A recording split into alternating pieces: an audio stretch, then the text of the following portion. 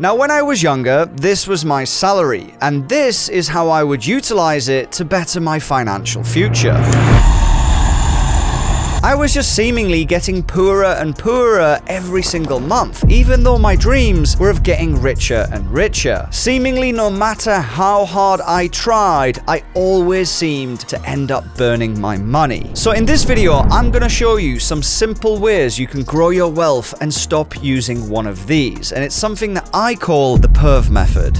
I really need to come up with better names for these. But I know that this PERV method actually works because I went from a broke army veteran in my early 20s to a multi-business owner and millionaire in just a couple of years. But before we get into it and start perving together, we need to establish some basic housekeeping rules so that you don't end up listening to just a guy on the internet. As with every financial YouTuber or wizardly guru online, this system will only work if you actually act on it. If you truly want to better your own financial future, you're really going to need to put the effort in required. If it's your first time viewing here, I'm not the guy who's going to sugarcoat things. I'm not going to sell you some dodgy NFT or give you a stock pick that's going to go to the moon and make you a gazillionaire overnight. I'm the guy who wants to give you a rod and send you on your way to fish in your own lake. The point is, you have to act on your own finances if you truly want to grow. Otherwise, you're just wasting your time watching this video.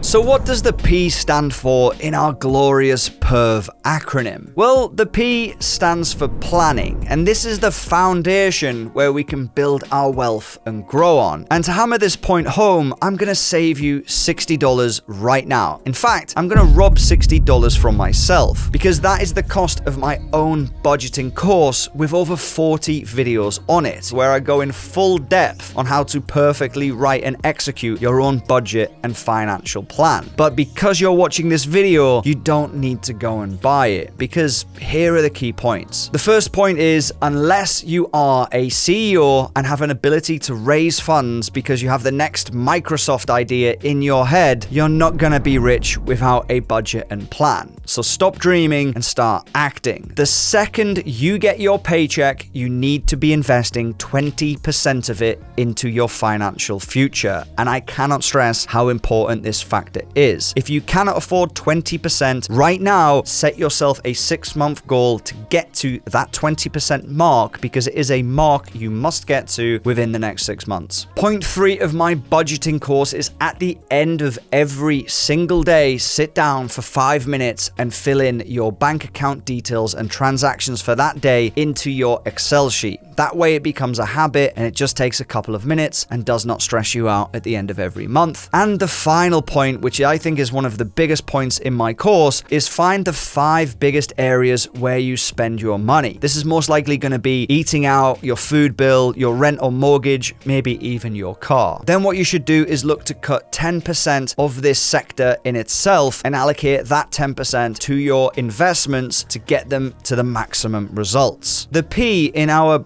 PERV system is to come up with a plan which puts your future on the right track. And that brings us perfectly onto the letter E, which stands for entrepreneur. Now, the word entrepreneur over the last couple of years, in my opinion, has become a toxic word and lost a lot of its grace. Because right now, 70% of people on LinkedIn are seemingly entrepreneurs, even though they have no established company, an idea, or anything to act on. I'm pretty sure we all know an entrepreneur who still lives at home with mummy. Historically, a good entrepreneur is simply somebody who acts out their idea, turning it into a reality. I'm not asking you to go and build the next Microsoft and become the next biggest entrepreneur, because entrepreneurship, to get it back to what its original grace is just acting out on your idea. In my opinion, an entrepreneur is somebody who drives Uber Eats and turns that into a viable business where they can angle on. For example, you could drive Uber Eats and attach a leaflet on it which is marketing another company, and voila, you're getting paid twice for the same delivery. An entrepreneur is even somebody who cuts their neighbor's grass for a couple of bucks every session. Now, I don't want you to rush out the door and just go and start a side hustle. What I want you to do is get a piece of paper or a diary and write down some goals. Write down where you will be in the next 1, 3, 5, 10, and 15 years as an entrepreneur, and set yourself a goal at the 15-year point to have the business at least fully established. Your side hustle in these years can turn yourself into a very good entrepreneur. And the targets you set in these years shouldn't be monetary targets. They should be business and scaling targets. For example, the amount of clients you have or the amount of employees you have. To hammer this point home, because it is vitally important you all have this entrepreneur side of your personal finances, a basic example would be in year 1, you start driving Uber and doing at least 5 hours every single week. In year 3, your goal could be to get a people carrier or a small minibus so you can charge even more money. By year 5, your goal could be to buy a limousine. By year 10, it could be to go full-time on your limousine and minibus combo business. And by year 15, it could be to hire 2 drivers to drive that minibus and limousine, and voila, you have an established business. If you truly want to propel your wealth to massive heights, you need to start thinking of different ways of getting income rather than falling back on your standalone salary from your employer. Now, coming away from entrepreneurship, we need to get back on track with our PERV system. The R in our system stands for Roth IRA. Now, if you're not in the United States and have no clue what this is, a Roth IRA is an ISA account in the UK or some tax-advantaged account in your local jurisdiction. You could even substitute a Roth IRA for a pension. It's just PEPV doesn't sound as good as PERV. In this third section of our PERV system, you have to, without excuses, max out your maximum allowance into your tax-advantaged accounts. In these accounts, your money compounds on itself without any additional tax. And there's 2 big points, 2 vital points we have to discuss why this is such an important step. One is that you get simply better returns. If you get a 10% year-on-year return and you are not in a tax-advantaged account, you have to pay tax. If we say that is 20%, 2% of your 10% return, you're basically giving that money away to a taxman so he can fund some bogus war or rebuild a roundabout. You're literally robbing your future self and your family. So get your money compounding as much as you can in tax-free accounts. There really are no excuses, no exceptions that you are not maxing out this amount of money. And I think, to be honest, it's the most important aspect of personal finance, because if this is all you do, the rest of your finances will fall in place. The second reason why this is so important is it sets up a competition. It's been proven through numerous studies that competition breeds success, and it gets you to where you want to be faster if you have strict competitors around you. But in this instance, the competition is with your previous self. If it takes you 10 months of that tax year to max out your Roth IRA, next year set a goal and try and make that goal of doing it in just 9 months. Then move down to 8, 7, 6, and so on. Because if you hit this goal, you're going to free up even more cash throughout the rest of the year,